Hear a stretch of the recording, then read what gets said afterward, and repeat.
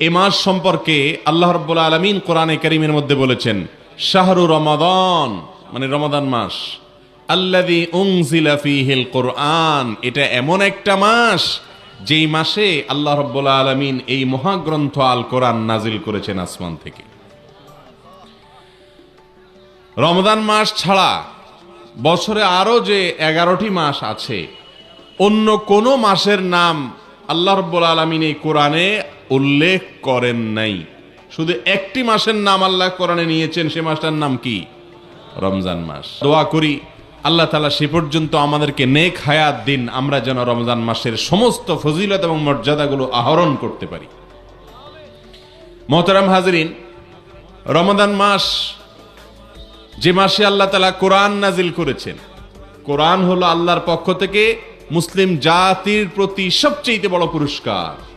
সবচেয়ে বড় পুরস্কারটা দেওয়া হয় সবচেয়ে বড় অনুষ্ঠান করে, ঠিক না বেঠিক? সবচেয়ে বড় অতিথির হাত দিয়ে। যত দামি পুরস্কার হয় তত দামি অনুষ্ঠানে দামি ব্যক্তির মাধ্যমে দেয়া হয়। মুসলমান জাতির প্রতি আল্লাহর যত পুরস্কার আছে তার মধ্য থেকে অন্যতম শ্রেষ্ঠ সেরা নেয়ামত এবং পুরস্কার হলো কোরআনে কারীম।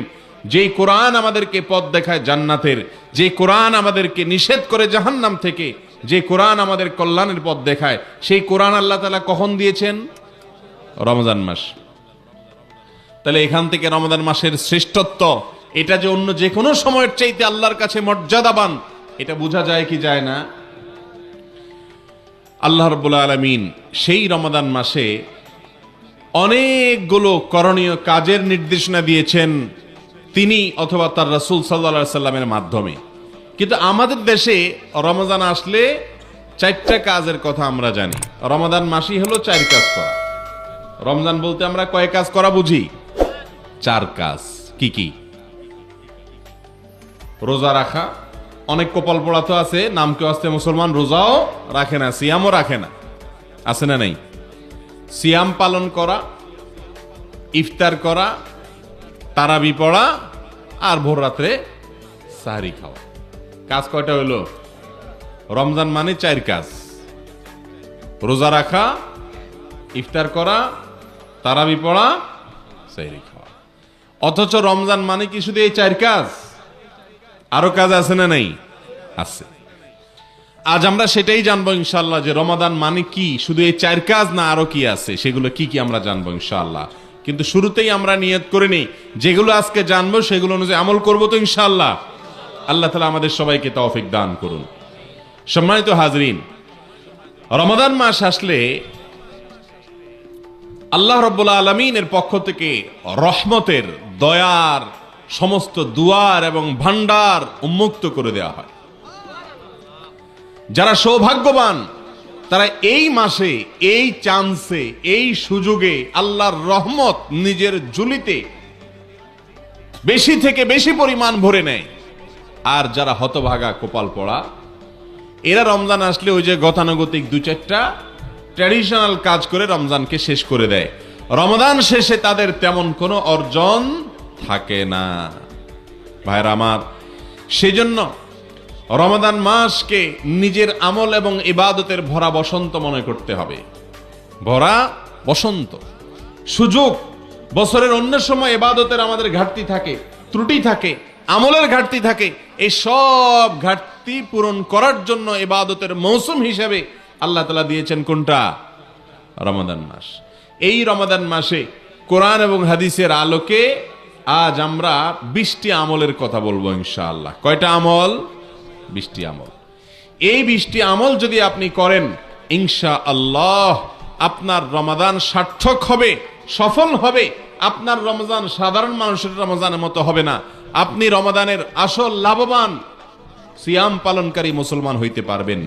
রমজান মাস উপলক্ষে সেই 20টি আমলের ভিতরে একটা আমল হবা, প্রথম আমল হলো রমাদান মাসের চাঁদ দেখা, অর্থাৎ শাবানের শেষের দিনে, আবার রমজান মাসের শেষেও শাওয়ালের চাঁদ দেখা।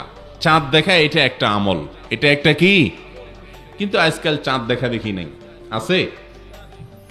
এখন সবাই টেলিভিশন বা ফেসবুকের দিকে তাকায় যে চাঁদ দেখার খবর আসছে না নেই, ঠিক না ঠিক? অথচ আকাশে চাঁদ দেখা সুন্নাত। আকাশে চাঁদ দেখা কি? চাঁদ দেখার একটা দোয়াও আছে। আপনি যদি আকাশে চাঁদ না দেখেন তাহলে দোয়া কেমনে পড়বেন? এই আমলটা আমাদের সমাজ থেকে বিদায় হয়ে গেছে কি যায় নাই? এই জন্য রাসূল আকরাম সাল্লাল্লাহু আলাইহি সাল্লাম বলেছেন, বুখারী মুসলিম এক যুগে বর্ণনা করেছে, সোমু লিরুইয়াতিহি ওয়া আফতিরু লিরুইয়াতিহি, তোমরা চাঁদ দেখে রোজা রাখবা, সিয়াম পালন করবা, আর চাঁদ দেখে ঈদ উদযাপন করবা। অতএব চাঁদ দেখা লাগবে কি লাগবে না? এখন চাঁদ দেখার কন্ট্রাক্টরই দায়িত্ব দিয়ে দিছে ওই চাঁদ দেখা কমিটির উপর, ঠিক না? ঠিক। আপনি আমি চাঁদ না দেখলে চাঁদ দেখা কমিটি খবর কোত্থেকে পাবে?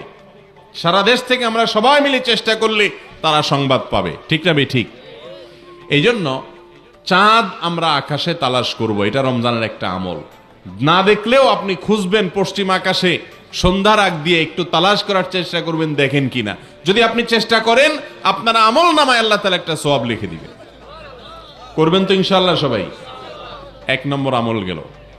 নাম্বার 2, রমাদান মাস শুরু হয়ে গেলে সবচেয়ে গুরুত্বপূর্ণ আমল, যেটা না করলে গুনাহ হবে, প্রত্যেক প্রাপ্তবয়স্ক নারী পুরুষকে রাখতে হবে।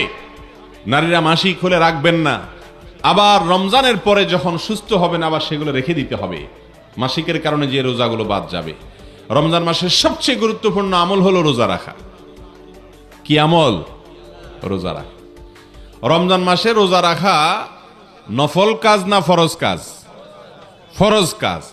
ফরজ কাজ যদি কেউ না করে তাহলে সে আল্লাহর কাছে বড় অপরাধ, মহাপাপ করলে যে পাপী হয়, যে অপরাধী হয়, সেই অপরাধী হবে। অথচ আমাদের এই সমস্ত এলাকাগুলোতে বা দেশের বিভিন্ন জায়গাতে দেখা যায় অনেক মানুষ, আল্লাহ তাআলা তাদেরকে একেবারে বিছানায় ফেলে দেন নাই, এত অসুস্থ হয় নাই, অথচ তারা রোজা রাখে না। আছে না নাই? ভাইরা আমার, রাসূল করিম সাল্লাল্লাহু আলাইহি ওয়াসাল্লাম আমাদেরকে যে কাজগুলো করার নির্দেশ দিয়েছেন সেগুলো আমরা যদি না করি, বিশেষ করে যেগুলোকে ফরজ বিধান হিসেবে আল্লাহর পক্ষ থেকে ঘোষণা দিয়েছেন, কোরআনে এসেছে, হাদিসে এসেছে, সেই ফরজ কাজ যদি কেউ না করে তাহলে সে নিজেকে মুসলমান দাবি করলে সেটা সত্য দাবি হতে পারে না। রোজা রাখা ফরজ না নফল কাজ? ফরজ।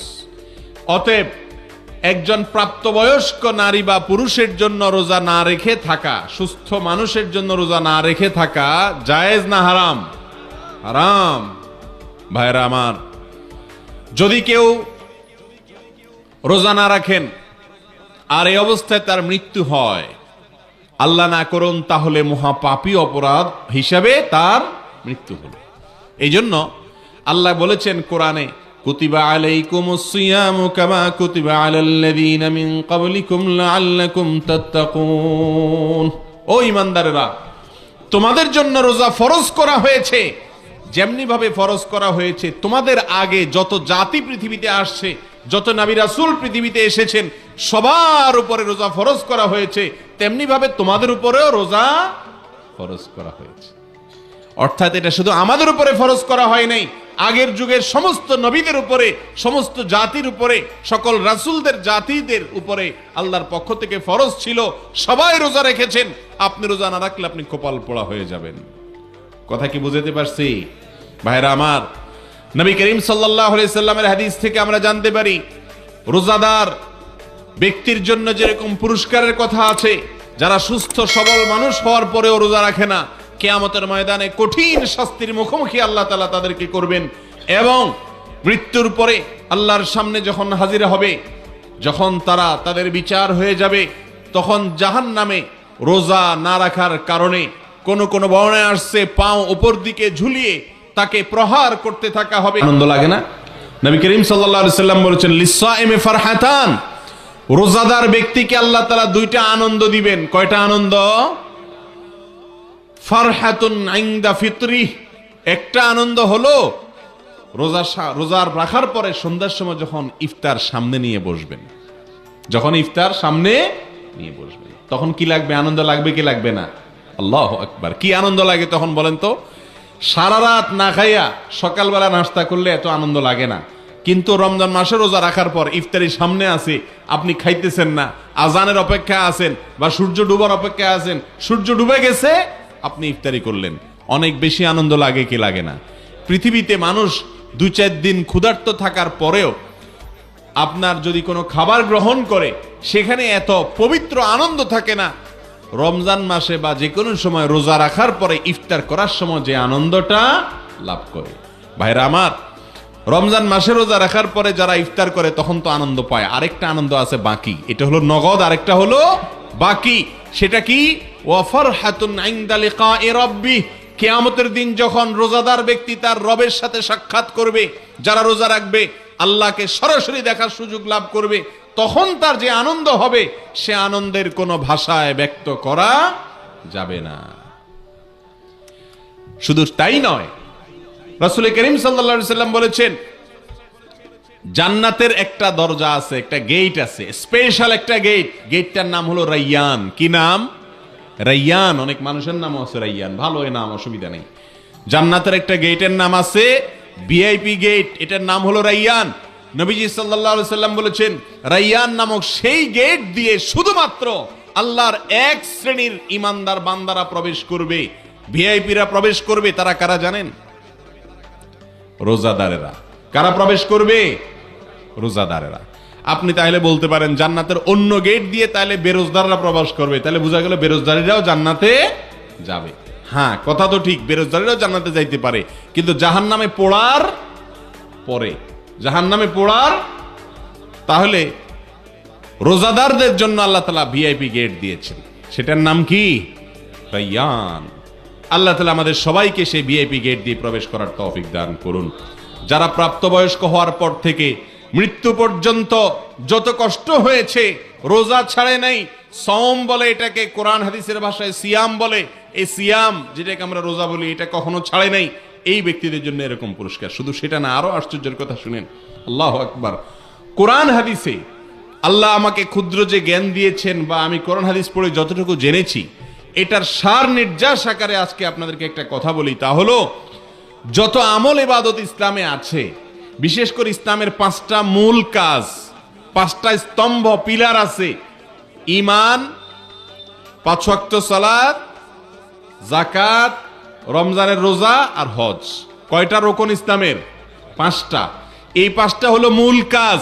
মূল কাজ যদি কেউ না করে তাহলে তার কোনো ভ্যালু থাকে আর না। এই রোজাটা ইসলামের মূল কাজ না শাখার কাজ? মেইন কাজ।